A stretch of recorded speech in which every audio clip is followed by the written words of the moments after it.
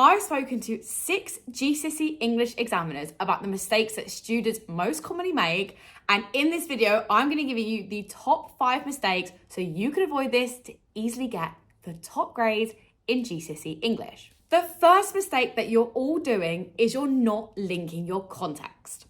Now, what I mean by linking context is we want to try and cohesively pull together the context to the rest of the paragraph. Because a lot of you, what you'll do is you'll just bolt on your context. You'll be writing this lovely paragraph, context, and then the rest of your paragraph.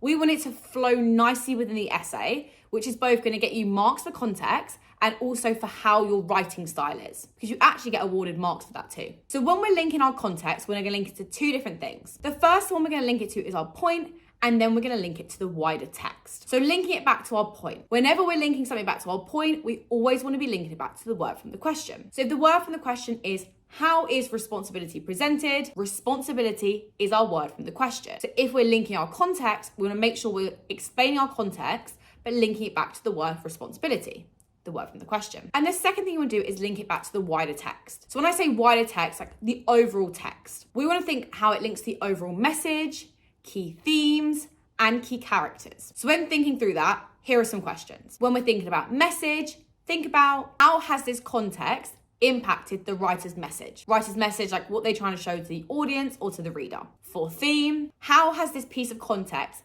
helped create a theme in the text? If we're looking at an Inspector Calls, for example, has World War II linked to the key theme of responsibility? Or has World War II linked to the key theme of the older versus younger generation? Linking the 2 together. And lastly, thinking through character, is this character a representation of the context? So again, if we're looking at the 1945 context and an Inspector Calls, linking it to World War II, example, a character of Mr. Burling, linked to that piece of context, and how so? And in terms of linking things together and paragraph structures, on the Lightup Hub, we've actually got a full video breaking down how you do this, how you link your context, how you make a strong point, so you know exactly how to structure every paragraph. Because if you can get that right, guys, then filling in the rest of the content is the easy part. Most of you know an Inspector Calls or you know Macbeth, you know what you're talking about, you just don't know how to link it all together and then link it to an exam question. So if you did want that, make sure you check out the Lightup Hub, the link's in the description below, and you can also download our free cheat sheets if you wanted to as well. The second one, and this kind of links to the first, is having a basic structure. Now, most of you use peel or petal, which is fine, but for the majority of you, it actually doesn't allow you to go as insightful as you could be. Now, everyone always says to me, but I've used peel and petal before and I've got a grade 8 or I've got a grade 9. Yes, some high-level students will use peel or petal, but what they're doing is they're adding in loads of other bits that don't actually fit the peel or petal structure because they're a high-level student. So if you use a bit more of a complicated structure or one that's got more things in it that ticks off everything you need, then you have to worry less about including everything. And remembering a few extra letters on a structure is a lot easier, is not that hard when you have to learn so many quotes anyway. So instead of peel or petal, we're gonna use the Lightup structure of peta eta qual or petata qual. Now I'm gonna go through what both of these mean. They're not as catchy or peel or petal. I know, guys, I know. But I promise you, it'll actually allow you to be a lot more insightful and get everything in your paragraphs that you need to. So peta eta qual, this stands for point, evidence, technique, analysis, evidence, technique, analysis, context, writer's intentions, and link. Then petata qual, this is basically the exact same, there's just not another bit of evidence. So it's point, evidence, technique, analysis, context, writer's intentions, and link. So on this side, we've got 2 bits of evidence per paragraph, but we're only doing 1 technique per bit of evidence. And on this side, we've got 2 techniques for 1 quote. Now again, on the Lightup Hub, how we typically do it is we typically give you 2 techniques per quote, but it's completely dependent on how you like to write up your paragraphs and if you feel you've got enough to say about 1 quote. And what I'll do here is I'll just link a video here of how to use the peta eta qual structure if you want that in a bit more detail. And the third mistake so many of you make is you don't comment on why. Now, guys, please comment on why. I can't even tell you how many students don't comment on why something has been done. A lot of you could spot a connotation or imagery or personification, but you don't tell me why that's effective, why the writer has chosen it. Now, you will be surprised when I spoke to these examiners, the common thing that they say is in the mark scheme, yes, you want to comment on language techniques, you want to comment on structure techniques. If you don't comment on why the writer has done it or why it's put there in the first place, it's basically pointless.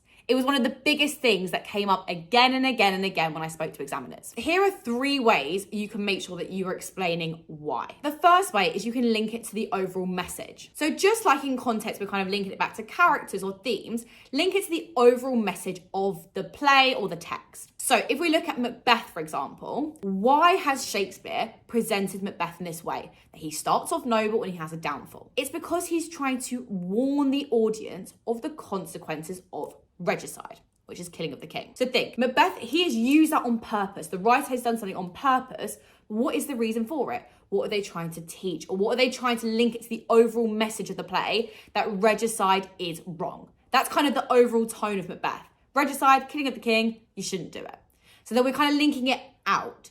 It's kind of thinking about zooming in is analysing the quote, and then zooming out is our why, linking it to why the writer has done it. What is their overall bigger message or intention? The second way we can link it to our why is specifically what they're trying to teach the reader or audience. So what are they actually trying to educate them on? What are they trying to teach them on? They're trying to teach them a lesson? Are they trying to warn them against something? What are the lessons they're trying to get the audience to take away? So once they've left the auditorium or the theatre, or once they've closed the book, what is something they're hoping they'll get out of it? And the third thing we can link it to in terms of why is, are they trying to criticize something? Now, most of the time, a writer is trying to link it to an overall message. They're trying to teach someone something, but a lot of the time as well, they're really critiquing something.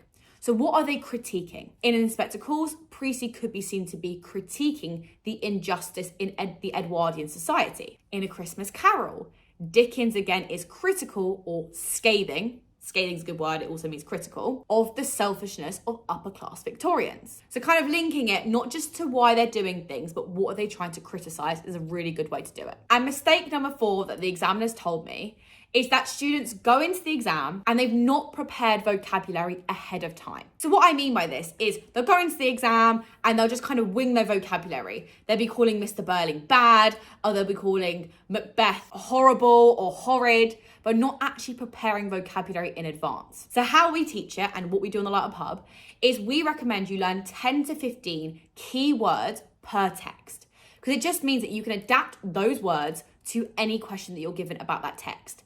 If you know text-specific keywords, it allows you to actually directly advance your vocabulary in that text. So let's say, for example, Macbeth. One of our 10 to 15 keywords we give you on the Lightup Hub is hubris. Now, hubris means excessive pride. So therefore, as a student, you would go in and know that one of your 15 keywords you're going to try and weave into your paragraph, if it's relevant, is hubris. And that means you're not relying on your memory or relying on scrambling for some ambitious words to try and get you more marks. And also it adds to your skill set and your writing ability, because your writing's gonna flow so much nicer. And finally, hack number 5 of the thing to avoid is long quotes. I know for a fact, because I worked with so many students for so many years, that students think, do you know what I'm gonna do?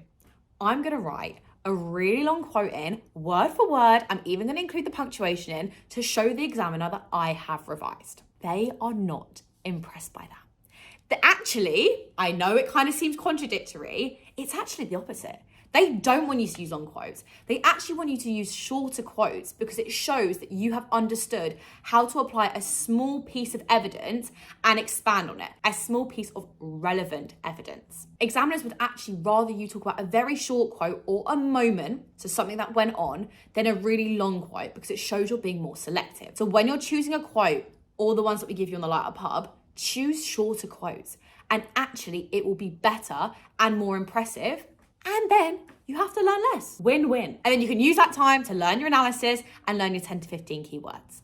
That will actually make a difference to your grade, not learning all the punctuation and literally the whole quote. So they were my 5 tips, guys. And if you did enjoy this, make sure you subscribe to the channel, because this is everything you need on it for GCSE English.